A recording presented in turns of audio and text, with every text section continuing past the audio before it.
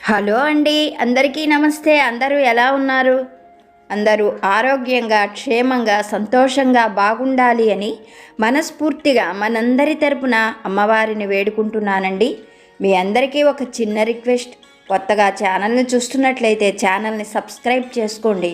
వీడియోని పూర్తిగా చూడడానికి ప్రయత్నం చేయండి. వీడియో నచ్చింది అనిపిస్తే ఒక లైక్ చేయండి, సపోర్ట్ చేయండి. నన్ను సపోర్ట్ చేస్తున్న ప్రతి ఒక్కరికి పేరు పేరున నా హృదయపూర్వక ధన్యవాదాలు. మన సాయి సద్గురువుల దివ్యానుగ్రహంతో మనం కోరుకున్నవి జరగాలి అని బాబాగారి చల్లని దీవెనలు, ఆ తండ్రి అండదండలు మన జీవితాంతం ఉండాలని నేను కూడా మీ అందరి తరపున బాబాగారిని మనస్ఫూర్తిగా వేడుకుంటున్నాను. మన సాయి సద్గురువుల అనుగ్రహంతో ఎన్నో మంచి మంచి విషయాలను మనం నిత్య జీవితంలో మనకి ఉపయోగపడేటువంటి మంచి సందేశాలను కథల రూపంలో తెలుసుకోగలుగుతున్నాము. బాబాగారు మనకి తెలియజేసే ఒక్క మాట మన జీవితాన్ని మారుస్తుంది. సాయి మనకి చెప్పేటువంటి ఒక మాట మన జీవితంలో ఎంతో సంతోషాన్ని, ధైర్యాన్ని అనుగ్రహిస్తాయి.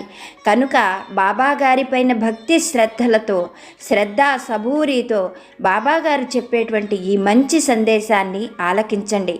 వీడియో చూసేవారు ఒక్క లైక్ చేసి సపోర్టు చేయండి. తల్లి, నువ్వు ఎంతగానో ఎదురు చూసే ఒక మాటను తప్పకుండా నువ్వు వినగలవు. నాపై విశ్వాసంతో ఉండు. నీ సాయి నిన్ను తప్పకుండా ఆదుకుంటారు. నేను కాకుండా నిన్ను ఎవరు ఆదుకోగలరు? అలాగే నీ కష్టాన్ని ఎవరు పోగొట్టగలరు?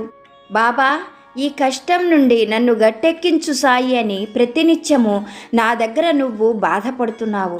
నీ కన్నీరు నేను చూడలేకపోతున్నాను. నీ బాధను చూడలేక నా మనస్సు కరిగిపోతున్నది. అందుకనే నేను నీ కన్నీరు తుడిచేందుకు నీకు కావలసిన మనిషిని నీకు దగ్గర చెయ్యబోతున్నాను.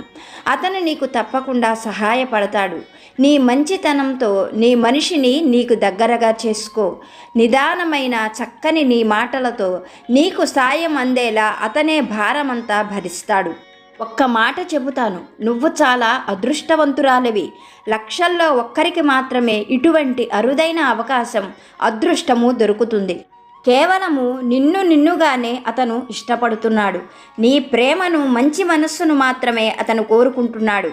అయితే ఏ విషయంలో కూడా నువ్వు తొందరపడి నిర్ణయాలు తీసుకోకు. అన్నింటినీ నా పైన వేయి. నీ భారాలన్నీ భరించేందుకు నేను సిద్ధంగా ఉన్నాను. నీకు ఎల్లప్పుడూ నా రక్షణ, నా అండదండలు తోడుగా ఉంటాయి. ఇప్పుడైతే నీకు ఒక ఖచ్చితమైన మాటను చెప్పబోతున్నాను. ఈ మాట నీకు నిష్ఠూరంగా అనిపించినా నిజమే కదా. ఈ సమస్యను నువ్వు చేతులారా చేసుకున్నదే. తెలిసి చేసినా, తెలియక చేసినా, కొన్ని పరిస్థితులలో చేసిన ఒక చిన్న తొందరపాటు ఎంతో పెద్ద ప్రమాదాన్ని తెచ్చిపెడుతుంది. ఇప్పుడు నువ్వు అనుభవిస్తున్న బాధ కూడా నీ పొరపాటు వల్ల వచ్చినటువంటి బాధే కదా. అనుకోని పరిస్థితులలో తొందరపాటుతో చేసినటువంటి ఒక చిన్న పని ఇప్పుడు నిన్ను ఇంతగా బాధ పెడుతున్నది. ఇంత కష్టము అనుభవించవలసి వస్తున్నది. అందుకనే చెబుతున్నాను, ఇంక నుండైనా జాగ్రత్తగా ఉండు. ఆలోచించు, నిర్ణయం తీసుకో. అప్పుడు నీకు ఎటువంటి ఆపదలు రావు. ఈరోజు గడిచిపోతే చాలు బాబా, తర్వాత సంగతి నాకు అనవసరం అని నువ్వు అనుకున్నట్లయితే కోరి కోరి ఆపదలలోకి వెళ్ళిపోతావు. సమస్యల సుడిగుండంలో చిక్కుకుంటావు. అందుకోసమనే పదే పదే నిన్ను హెచ్చరిస్తున్నాను. పని గడిస్తే చాలు అని ఎప్పుడూ అనుకోకు. చిన్న అబద్ధమే కదా అని అనుకున్నావు. నీకు ఒక సత్యం చెప్పనా? తప్పు చిన్నదైనా పెద్దదైనా నిప్పు కన్నా కూడా ప్రమాదము. కనుక ఇక నుండైనా నీ జీవితంలో ఏదైనా నిర్ణయం తీసుకునేటప్పుడు 1కి 100 సార్లు ఆలోచించు. ఆచితూచి చక్కటి నిర్ణయం తీసుకోగలుగుతావు. అప్పుడే నీ జీవితం ఆనందమయంగా, నువ్వు తీసుకున్న నిర్ణయం వల్ల సంతోషంగా నువ్వు ఉండగలుగుతావు అని బాబాగారు ఒక మంచి సందేశాన్ని మనకి అనుగ్రహించారు. మన సాయి ఏ మాట చెప్పినా అది అక్షర సత్యం. మన జీవితం అంతా కూడా గుర్తుపెట్టుకొని ఆచరించదగినటువంటి పరమ సత్యం. ఈరోజు బాబాగారు చెప్పిన ఈ మాటలలోని సత్యాన్ని బాబాగారి అనుగ్రహంతో ఒక చిన్న కథ రూపంలో తెలుసుకోవడానికి ప్రయత్నం చేద్దాం. పూర్వం ఒక గ్రామంలో సుబ్బమ్మ అనే ఒక గొప్ప ధనవంతురాలు ఉండేది. సుబ్బమ్మ పుట్టుకతో కటిక పేదరాలు. ఆమె తల్లిదండ్రులు ఆమెకు చక్కగా తగిన వరుణ్ణి చూసి వివాహం చేసే శక్తి కూడా లేనటువంటి కటిక పేదవారు. సుబ్బమ్మకు మాత్రం ఊహ తెలిసిన దగ్గర నుండి తనకు చాలా ధనం కావాలి అని, ధనవంతురాలు అవ్వాలి అని ఆమెకు ఎంతో బలమైన కోరిక ఉండేది. సుబ్బమ్మకు కొద్దిగా వయస్సు వచ్చిన తరువాత ఆమె తల్లిదండ్రులు ఆమెకు వివాహం చెయ్యాలి అని వివాహ ప్రయత్నాలైతే మొదలుపెట్టారు. బాగా పేదరాలు కావడంతో ఎవరూ కూడా ఆమెను వివాహం చేసుకునేందుకు ఇష్టపడలేదు. అటు తరువాత వాళ్ళ ఊరు నుండి 10 ఊళ్లకు అవతల ఉన్న ఒక గొప్ప ధనవంతుడు సుబ్బమ్మను 3వ పెళ్లి వివాహంగా చేసుకోవడానికి ఇష్టపడ్డాడు. అతనికి అప్పటికే 2 పెళ్ళిళ్ళు అయ్యాయి. భార్యలు చనిపోయేవారు. ఎవ్వరూ కూడా చూసేవాళ్ళు, ఆదరించేవాళ్ళు లేకపోవడంతో అతను తనకన్నా కూడా 2 వయసు చిన్నదైన సుబ్బమ్మను ఇష్టపడి వివాహం చేసుకున్నాడు. అలా సుబ్బమ్మ గొప్ప ధనవంతుడి భార్యగా మారిపోయింది. ఆ తరువాత సుబ్బమ్మకు ఒక కొడుకు పుట్టాడు. కొడుకు పుట్టిన కొన్ని సంవత్సరాలకే సుబ్బమ్మ భర్త కూడా చనిపోయాడు. అలా భర్త కూడా చనిపోవడంతో ఆస్తి మొత్తము కూడా సుబ్బమ్మ ఆధీనంలోకి చేరిపోయింది. అలా ధనమంతా తన చేతికి చేరడంతో సుబ్బమ్మకు భయం పెరిగిపోయింది, అనుమానం పెరిగిపోయింది, పిసినారితనం, కఠినత్వం కూడా పెరిగిపోయాయి. ఆనాటి నుండి సుబ్బమ్మ తన బంధువులు ఎవరిని కూడా తన ఇంటికి రానిచ్చేది కాదు. ముఖ్యంగా భర్త తరపు వాళ్ళని పూర్తిగా దూరం పెట్టేసింది. తన పుట్టింటి వాళ్ళనైనా అప్పుడప్పుడు రానిచ్చేది కానీ భర్త తరపు వాళ్ళని మాత్రం అసలు ఆ గడప తొక్కనిచ్చింది కాదు. ఎందుకంటే తన ఆస్తిని వాళ్ళు ఎక్కడ మాయమాటలు చెప్పి పూర్తిగా వాళ్ళ హస్తగతం చేసుకుంటారు అన్న భయం. అలా భయం పెరిగిపోవడంతో బంధువులన్న వారిని ఎవరిని ఇంటి ఛాయలకు రానిచ్చేది కాదు. మహా పిసినారితనంగా ఉండేది. ఎంగిలి చేత్తో కాకిని కూడా తోలేది కాదు. కఠినత్వం బాగా హెచ్చుగా ఉండేది. అలా భర్త ఇచ్చిన ఆస్తిని 2 చేయగలిగింది సుబ్బమ్మ తన తెలివితేటలతో. సుబ్బమ్మకు ఉన్నటువంటి ఒక్కగానొక్క కొడుకు నందనుడు. పేరుకు తగినట్లు చాలా అందమైనవాడు, మంచి హృదయం కలిగినవాడు. తను పుట్టిన తరువాత ఊహ తెలియక ముందే తండ్రి చనిపోయాడు. అప్పటి నుండి సుబ్బమ్మ అతనిని ఎంతో గారాబంగా ప్రేమగా పెంచింది. అందువల్లే నందనుడికి తల్లి అంటే విపరీతమైన ప్రేమ, అభిమానం. తల్లి మాటకు ఎదురు చెప్పేవాడు కాదు. తల్లి ఎంత కఠినంగా, పిసినారితనంగా వ్యవహరించినా కానీ తల్లిని ఏమాత్రము ఒక్క మాట కూడా అనేవాడు కాదు. తల్లిపైన అంత గౌరవము, ప్రేమ ఉండేవి. కానీ తల్లి చేసే పనులు ఏవి కూడా నందనుడికి నచ్చేవి కాదు. ఇలా కాలం జరుగుతూ ఉండగానే నందనుడు పెరిగి పెద్దవాడయ్యాడు. అతనికి వివాహం చెయ్యాలి అని సుబ్బమ్మ కూడా ఆలోచన చేస్తూ ఉంది. నందనుడు చూసేందుకు చాలా అందమైనవాడు, మంచి హృదయం కలిగినవాడు కనుక ఆ ఊళ్ళో ఉన్న ఆడపిల్లల తండ్రులు చాలామంది నందనుడికి తమ పిల్లలనిచ్చి వివాహం చెయ్యాలి అన్న ఆలోచనతో సుబ్బమ్మను పెళ్లి గురించి అడిగేవారు. సుబ్బమ్మ వారితో ఖరాఖండిగా 25 ఎకరాల పొలం ఇస్తే తప్ప సంబంధం గురించి మాట్లాడొద్దు అని నిర్మోహమాటంగా చెప్పేది. అయితే అంత కట్న కానుకలు ఇచ్చుకునే శక్తి ఆ ఊళ్ళో ఉండేటువంటి వాళ్ళెవరికీ కూడా లేదు. అందువల్ల నందనుడికి ఎక్కడా ఆ ఊళ్ళో సంబంధం కుదరలేదు. పొరుగురు నుండి ఎవరైనా సంబంధాలు తీసుకొని వచ్చినప్పుడు ఆ ఊళ్ళో ఉన్న ఆడపిల్లల తండ్రులు సంబంధం తెచ్చినటువంటి వారితోనూ, ఆడపిల్లల తండ్రులతోనూ సుబ్బమ్మ గురించి లేనిపోనివన్నీ చెబుతూ ఉండేవారు. ఆమె చాలా కఠినరాలని, పిసినారిదని, ఆమె కొడుకును చేసుకున్న ఏ ఆడపిల్ల సుఖంగా ఉండలేదని, ఆ కొడుకు తల్లి మాట జవదాటడని, ఇలా లేనిపోనివన్నీ కూడా సుబ్బమ్మ గురించి చెప్పి సంబంధాలన్నీ చెడగొడుతూ ఉండేవారు. దానివల్ల రాను రాను సుబ్బమ్మ ఇంటికి పెళ్లి సంబంధం కోసం వచ్చేవాళ్ళు కూడా తగ్గిపోయారు. ఇలా ఉండగా ఒక రోజున సుబ్బమ్మ కొడుక్కి అన్నం పెడుతూ, ఏరా నాయనా, ఈ మధ్య అసలు పెళ్లి సంబంధాల వాళ్ళు మన గడప తొక్కడమే మానేశారు.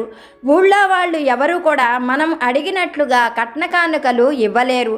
పొరుగురు వాళ్ళు ఎవరైనా వస్తారేమో అని చూస్తుంటే ఎవ్వరూ కూడా రావడం లేదు. రాను రాను నీకు వివాహం చేయడం కష్టమైపోతుందేమో అని నాకు అనిపిస్తున్నది అని కొడుకైన నందనుడితో చెబుతుంది సుబ్బమ్మ. సుబ్బమ్మ మాటలు వింటున్న నందనుడు అదే తగిన సమయం అని భావించి, ఏం చెప్పమంటావమ్మా, నువ్వు అంత కట్న కానుకలు అడిగితే అందరూ ఇవ్వగలుగుతారా? నువ్వు కూడా ఆలోచించాలి కదా. రాను రాను పొరుగురు వాళ్ళని కూడా ఈ ఊరి వాళ్ళు రానివ్వడం మానేశారు. మనం ఇలాగే పట్టుదలగా ఉన్నట్లయితే మనకు ఇంకా ఊళ్ళో నుండి ఏ సహాయము అందదు. ఎవ్వరూ సహాయం చేయకుండా మనం ఊళ్ళో బ్రతకగలం అంటావా? మనకు కూడా కొద్దిగా పట్టు విడుపు ఉండాలి కదా. కట్నం విషయం మరొకసారి ఆలోచించు అన్నాడు తల్లితో. కొడుకు మాటలు వింటున్న సుబ్బమ్మకు అతను చెప్పింది నిజమే అనిపించింది. బాగా ఆలోచించిన సుబ్బమ్మ కొడుకుతో, అలా అయితే ఇంక నుండి నేను కట్న కానుకల గురించి అడగను. కట్నం ఒక్క పైసా కూడా నేను తీసుకోను. అమ్మాయి రూపురేఖలు బాగుండి మంచి గుణవంతురాలైతే చాలు. నాకు కట్న కానుకలు ఏమీ అవసరం లేదు. అటువంటి మంచి సంబంధం ఏదైనా ఉంటే చెప్పమని రేపే పెళ్ళిళ్ళ పేరయ్యకు చెబుతాను అన్నది సుబ్బమ్మ. తల్లి మాటలు విన్న నందనుడు కూడా తనకు ఒక చక్కని అమ్మాయి భార్యగా వస్తుంది అని ఆనందపడ్డాడు. ఇలా ఉండగా వీళ్ళ ఊరికి 10 ఊళ్ళ అవతల ఉన్నటువంటి ఒక ఊరిలో పరంధామయ్య అనే ఒక పేద రైతు ఉండేవాడు. అతనికి కొద్దిపాటి పొలము, ఒక చిన్న పూరిల్లు, 2 పశువులు మాత్రమే ఉన్నాయి. మగపిల్లవాడు పుడతాడేమో అన్న ఆశతో ఉన్న పరంధామయ్యకు 5 సార్లు ఆడపిల్లలే పుట్టారు. తరువాత ఇంకా చెయ్యగలిగింది ఏమీ లేక పరంధామయ్య తనకున్న కొద్ది పొలాన్ని అమ్మి ఒక్కొక్క ఆడపిల్లకు 5 కాసులు బంగారం పెట్టి ఉన్నంతలోనే ఘనంగా పెళ్లి జరిపించాడు. ఇంకా చివరగా ఒక్క కూతురు సరోజ మిగిలిపోయింది. ఉన్న ఆస్తంతా కూడా అయిపోవడంతో ఏం చేయాలో పరంధామయ్యకు అర్థం కాలేదు. కానీ సరోజ చాలా అందమైన అమ్మాయి, మంచి తెలివితేటలు కలిగిన అమ్మాయి. తన కూతురి అందచందాలు చూసి ఎవరో ఒకరు మంచి సంబంధం తీసుకురాకపోతారా, ఎవరికైనా తన కూతురు నచ్చి చేసుకోకపోతారా అన్న ఆశతో ఉన్నాడు పరంధామయ్య. కానీ ఆ ఆశ అత్యాశ అని అతనికి చాలా తొందరగానే తెలిసింది. రూపం ఉన్నంత మాత్రాన ఎవరు కూడా ఇష్టపడరు. కట్న కానుకలు కూడా ముట్ట చెబితేనే ఉన్నంతలో మంచి సంబంధం వస్తుంది అని పరంధామయ్యకు అర్థమైంది. ఇలా ఉండగా కానీ కట్నం అవసరం లేదు అన్న సుబ్బమ్మ విషయం పరంధామయ్య వాళ్లకు తెలిసింది. వెంటనే పరంధామయ్య చాలా సంతోషంతో వచ్చి తన కూతుర్ని చూసుకోమని సుబ్బమ్మ వాళ్లకు కబురు పెట్టాడు. ఆ మాటలు విన్న తర్వాత సుబ్బమ్మ తన కొడుకుని తీసుకొని ఒక మంచి రోజున పరంధామయ్య ఇంటికి వచ్చింది. అలా పెళ్లి చూపులకి వచ్చిన సుబ్బమ్మకు ఆ ఇల్లు ఏమాత్రము నచ్చలా. ఇల్లంతా కూడా పూరిల్లు కావడం, బోసిగా ఉండడంతో ఆమె వాళ్ళు కటిక పేదవాళ్ళని అర్థం చేసుకున్నది. అలాగే సరోజ తల్లి మెడలో ఒక పసుపు కొమ్ము తాడు తప్ప ఏమీ కనిపించలేదు. ఆమె మెడంతా కూడా బోసిగా ఉంది. అయితే నందనుడికి మాత్రం సరోజ బాగా నచ్చింది. చాలా చక్కగా, అందంగా, పొందికగా ఉన్న సరోజను చూసి నందనుడు ఎంతగానో ఇష్టపడ్డాడు. ఆ అమ్మాయి తనకు దొరికితే చాలు, భార్యగా వస్తే అదే 10,000 అని సంతోషపడ్డాడు. కొద్దిసేపటి తరువాత సుబ్బమ్మ సరోజ తండ్రి వంక తిరిగి, మీ అమ్మాయిని మా అబ్బాయికిచ్చి వివాహం చేయడం నాకు ఇష్టమే, కానీ కట్నం కూడా మాకు అవసరం లేదు. కానీ మీ అమ్మాయికి 25 కాసులు బంగారం పెట్టినట్లయితే గనక త్వరలోనే మంచి ముహూర్తం చూసుకొని వివాహం జరిపిద్దాము అన్నది సుబ్బమ్మ. తన తల్లి చెబుతున్న ఈ మాటలు వింటున్న నందనుడికి నెత్తిన పిడుగు పడ్డట్లుగా అనిపించింది. కట్నం అక్కర్లేదు అని చెప్పిన తన తల్లి బంగారం రూపంలో ఆ కట్నాన్ని పొందాలని చూస్తున్నది అని అతనికి అర్థమైంది. సరోజ ఇంక తనకు దక్కదు అని నిర్ణయించుకొని తన కర్మకు తననే తిట్టుకుంటూ లోపలే బాధపడ్డాడు నందనుడు. అయితే సుబ్బమ్మ మాటలు వింటున్న సరోజ తండ్రి మాత్రం, అమ్మా, నేను మీకు అన్ని విషయాలు ముందుగానే చెప్పాను, కానీ కట్నం ఇచ్చుకోలేనని చెప్పి మీరు కట్నం అక్కర్లేదు అన్న తర్వాతనే నేను మీకు కబురు పంపించాను. నేను చాలా పేదవాడిని, నేను అంత బంగారం ఎలా ఇచ్చుకోగలను అంటూ సుబ్బమ్మను ప్రశ్నించాడు. ఆ మాటలకు సుబ్బమ్మ ఒకంత కోపంగా, బంగారం తెచ్చి నాకు అలంకరించమన్నానా? మీ అమ్మాయికే కదా మీరు పెట్టుకునేది. మీరు బంగారం పెడితే మీ అమ్మాయికి గౌరవము, విలువ పెరుగుతాయి. ఆలోచించుకొనే నాకు కబురు చేయండి అంటూ కొడుకుని తీసుకొని వెళ్ళిపోయింది సుబ్బమ్మ. వాళ్ళు అలా మాట్లాడి వెళ్ళిపోయిన తరువాత సరోజకు పెళ్లి ఎలా చేయాలో పరంధామయ్యకు అర్థం కాలేదు. అప్పుడు పరంధామయ్య మిగిలిన 4 కూతుళ్ళు తండ్రి దగ్గరకు చేరుకొని, నాన్న, నువ్వు మా అందరికీ పెట్టిన బంగారం అంతా తీసి సరోజకి అలంకరిద్దాం. అలా అలంకరించి ముందైతే పెళ్లి చేసేద్దాం. ఆ తరువాత సరోజ అత్తగారైన సుబ్బమ్మకు ఏదో ఒక రకంగా నచ్చజెప్పుకొని తిరిగి మా బంగారాన్ని మేము తీసుకొని మా ఇళ్లకు వెళ్ళిపోతాం, పెళ్ళైపోతుంది గనుక ఎవ్వరూ ఏమీ చెయ్యలేరు, ఇలా చేస్తే తప్ప సరోజకు పెళ్లి జరగదు అంటూ కూతుళ్ళందరూ కలిసి పరంధామయ్యకు ఒక మంచి ఆలోచనను చెప్పారు. ఆ ఆలోచన తప్పే అయినా అంతకన్నా ఇంకా దిక్కు లేదు కాబట్టి పరంధామయ్య కూడా అంగీకరించి సుబ్బమ్మకు 25 కాసులు బంగారం పెట్టి పెళ్లి చేస్తాము అని కబురు పెట్టాడు. సుబ్బమ్మ కూడా ఎంతో ఆనందించింది. కట్నాల రూపంలో లేకపోయినా ఇలా బంగారాన్ని కానుకల రూపంలో అలంకరించుకొని చక్కని కోడలు శ్రీ మహాలక్ష్మిలా ఇంట్లో అడుగు పెడుతున్నందుకు ఎంతగానో ఆనందించింది. అలా అందరూ నిర్ణయించినట్లుగానే ఒక మంచి సమయంలో కొడుకు నందనుడికి సరోజతో వివాహం జరిపించి అప్పటికప్పుడే తన ఇంటికి కోడల్ని తెచ్చుకున్నది సుబ్బమ్మ. ఆ రోజు నుంచి కూడా కోడల్ని ఎంతో అపురూపంగా చూసుకునేది సుబ్బమ్మ. అయితే సరోజ మాత్రం ఎప్పుడు తను మళ్ళీ పుట్టింటికి వెళ్ళటం జరుగుతుందా, తన నగలన్నీ తన అక్కలకిచ్చి వాళ్ళని తిరిగి పంపించడం జరుగుతుందా అని చాలా ఆశతో ఎదురు చూస్తూ ఉండేది. ఏదో ఒక కారణం చెప్పి పుట్టింటికి వెళ్ళాలని చాలా ప్రయత్నించేది, కానీ సుబ్బమ్మ ఆమెను మాత్రం పుట్టింటికి పోనిచ్చింది కాదు. ఇక్కడ పుట్టింట్లో సరోజ అక్కల పరిస్థితి దారుణంగా ఉంది. తాము ఆ బంగారు నగలు పెట్టుకొని వెళ్ళకపోతే తమను తమ అత్తింటి వారు రానివ్వరని, తమ కాపురాలు పోతాయి అని ఎలాగైనా సరే సరోజను ఒక్కసారి పుట్టింటికి తెమ్మని చెప్పి తండ్రిని ప్రోద్బలం చేస్తుండేవాళ్ళు సరోజ అక్కలు. అతను కూడా ఎలాగైనా మిగిలిన కూతుళ్ళ జీవితాలు పాడవ్వకూడదని సరోజను పుట్టింటికి తేవడానికి ప్రయత్నించేవాడు. ఇలా ఉండగా సరోజ గర్భవతి అయింది.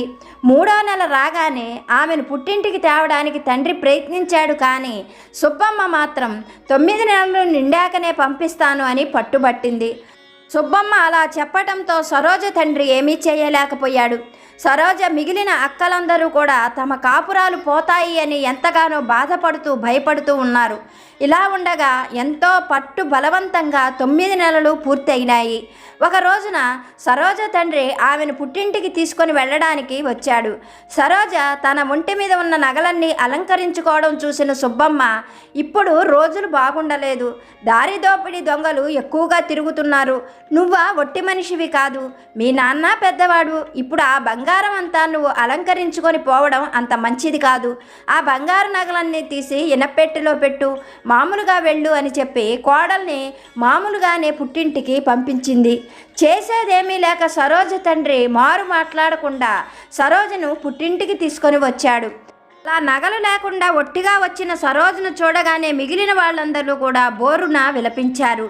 తమ కాపురాలు పోతాయని, ఆ అమ్మాయికి పెళ్లి చేయాలన్న మంచి ఉద్దేశంతో తమ నగలు ఇచ్చామని, కానీ తాము కూడా ఇలా ప్రమాదంలో ఇరుక్కుంటామని ఊహించలేదని అక్కలందరూ కూడా బోరున విలపించసాగారు.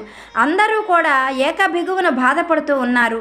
నీళ్లు పోసుకున్నాను అన్న ఆనందం సరోజలో ఏమాత్రమూ లేదు. అయితే సరోజ పుట్టింటికి వెళ్ళగానే నందనుడికి మనస్సులో నిలవలేదు. 2 రోజుల్లోనే ఆమెను చూడాలి అన్న ఉద్దేశంతో సరోజ కోసం పుట్టింటికి వచ్చాడు నందనుడు. అల్లుడిని చూస్తూనే సరోజ తండ్రి బిగ్గరగా రోధిస్తూ నందనుడి చేతులు పట్టుకొని, బాబు నువ్వు చిన్నవాడివైనా ఇవి చేతులు కాదు కాళ్ళనుకో, జరిగిన విషయమంతా నీకు చెబుతాను అంటూ సరోజ తండ్రి విషయమంతా కూడా నందనుడితో చెప్పాడు. ఆ నగలు లేకపోతే నా మిగిలిన 4 కూతుళ్ళ జీవితాలు పాడైపోతాయని, ఎలాగైనా సరే సరోజకు అలంకరించిన ఆ నగలు తెచ్చిపెట్టమని మరీ అడిగాడు సరోజ తండ్రి.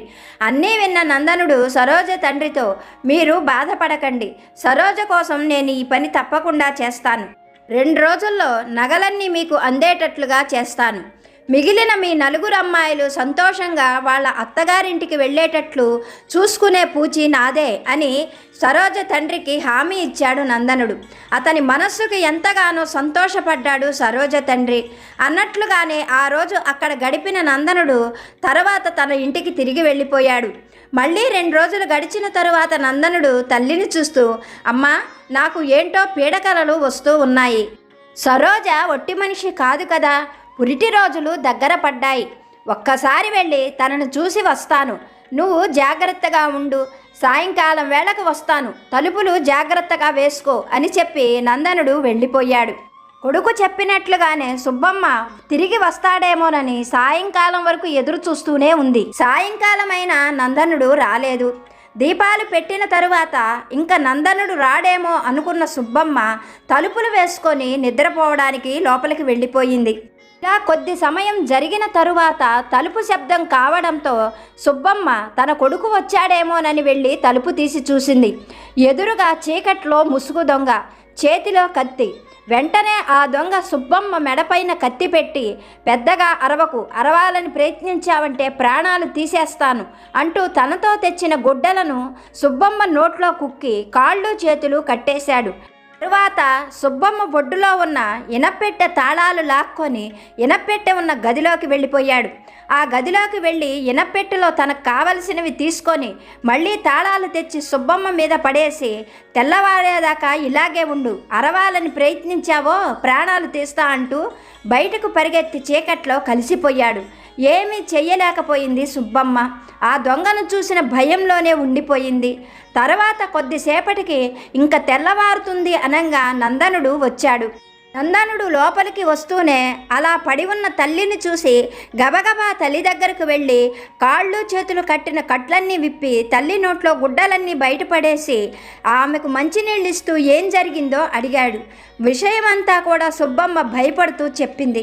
అప్పుడు నందనుడు, అమ్మా, ఎవరు వచ్చారో చూసుకోకుండా తలుపులు తీయడం ఏమిటి, అయినా ఏం పట్టుకుపోయాడో ఏంటో అంటూ గబగబా ఇనపెట్టి ఉన్న గదిలోకి వెళ్ళాడు.